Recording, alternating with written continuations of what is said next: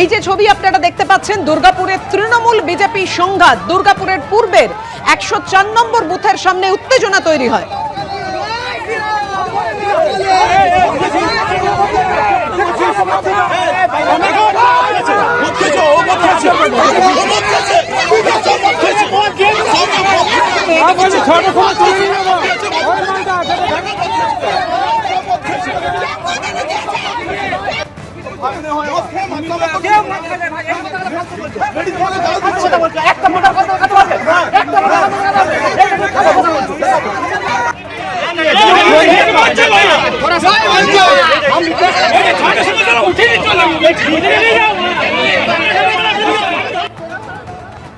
আমাদের সঙ্গে রয়েছেন আমাদের প্রতিনিধি মনোজ বন্দ্যোপাধ্যায়। মনোজ, এটা জানাও, বুথের একেবারে সামনেই যেখানে পুলিশ কেন্দ্রীয় বাহিনী থাকার কথা, এই উত্তেজনা তৈরি হলো কিভাবে?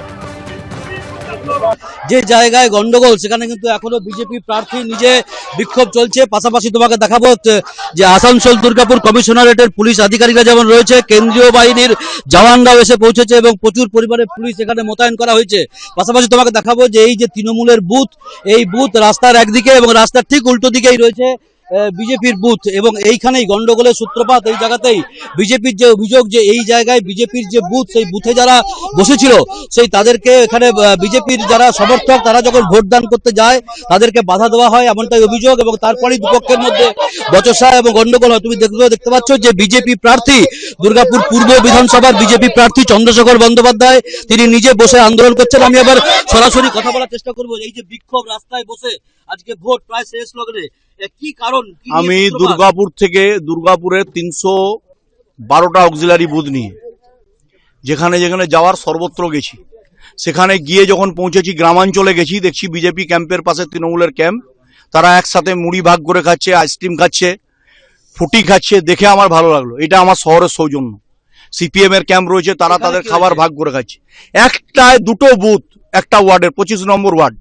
আমার মন্ডল সভাপতি এখানে আজকে দীর্ঘদিন ধরে এটাকে নির্বাচন কমিশনকে দেওয়া হয়েছে সেন্সিটিভ বুথ হিসাবে। নির্বাচন কমিশনকে, পুলিশকে বারংবার সতর্ক করেছেন, বলেছেন। আমাদের বিধানসভার কনভেনার তরুণ দাস, প্রদীপ মণ্ডলরা বারংবার বলেছেন, আমি প্রার্থী হিসাবে বলেছি। এখানে বলার পরেও কোনো অ্যাকশন হয়নি। আমাকে 3:50 নাগাদ বনানিধি ফোন করেন যে দাদা আপনি কোথায় আছেন। আমি বললাম আমি আকন্দাড়া হয়ে বামুনাড়া হয়ে ফিরছি। আমি যখন বামুনাড়া হয়ে ফিরছি, আমি বামুনাড়া হয়ে যখন এখানে ফিরছি, আমি দেখছি আমার প্রেজেন্সে, আমি একজন ক্যান্ডিডেট, আমার প্রেজেন্সে এখানে হচ্ছে পুলিশের কি ভূমিকা? পুলিশের জঘন্য ভূমিকা। মানে এই পুলিশ, মমতা পুলিশ, মানে নির্লজ্জ পুলিশ।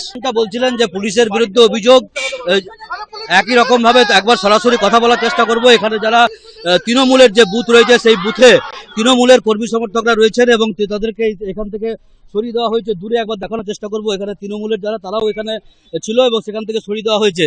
আমি একবার সরাসরি কথা বলার চেষ্টা করব তৃণমূলের যিনি রয়েছেন প্রাক্তন কাউন্সিলর। বলছি, যে অভিযোগটা করছে যে বাধা দেওয়া হয়েছে, এই আপনারা এখানে বাধা দিচ্ছেন, প্রচুর সংখ্যায় তৃণমূলের লোক ছিল, কি বলবেন? আচ্ছা, আমি আপনাকে একটা যুক্তিসম্মত কথা বলছি। বিগত দিনে লোকসভা নির্বাচন হয়েছে। সেই লোকসভা নির্বাচনে মাননীয় কীর্তি আজাদ এখান থেকে সাংসদ হয়েছিলেন এবং 25 নম্বর ওয়ার্ড থেকে তিনি বিপুল ভোটে জিতেছিলেন এবং এই বুথ থেকে তিনি ভালো মার্জিনে জিতেছিলেন। লোকসভা নির্বাচন সেন্ট্রাল ফোর্স দিয়ে হয়েছিল, এই বিধানসভার নির্বাচনও সেন্ট্রাল ফোর্স দিয়ে হচ্ছে। নির্বাচন কমিশনের প্রহরা চলছে, এখনো পুলিশ দাঁড়িয়ে আছে। যদি ওদের কোনো ভোটারকে আটকে রাখা আছে, বার করুক না, পুলিশ দাঁড়িয়ে আছে তো। শুনুন, এই পাড়াটায় আপনি খালি গলির দিকে অভিযোগ, মিথ্যা অভিযোগ, সর্বৈব মিথ্যা।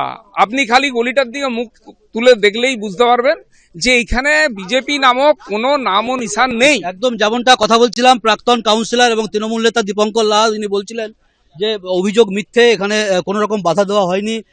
এখানে প্রচুর পুলিশ এখানে মোতায়েন করা হয়েছে, কেন্দ্রীয় বাহিনীর জওয়ানরা এসছে এবং সব পক্ষকে দূরে সরিয়ে দেওয়া হয়েছে। একবার দেখানোর চেষ্টা করব যে গোটা রাস্তা জুড়ে পুলিশ মোতায়েন হয়েছে এবং প্রচুর সবাইকে ভেতরে ঢোকানোর প্রক্রিয়া যে চলছে এই জায়গাতে, সেই চিত্র আরেকবার দেখানোর চেষ্টা করব। এবিপি আনন্দ, এগিয়ে থাকে, এগিয়ে রাখে।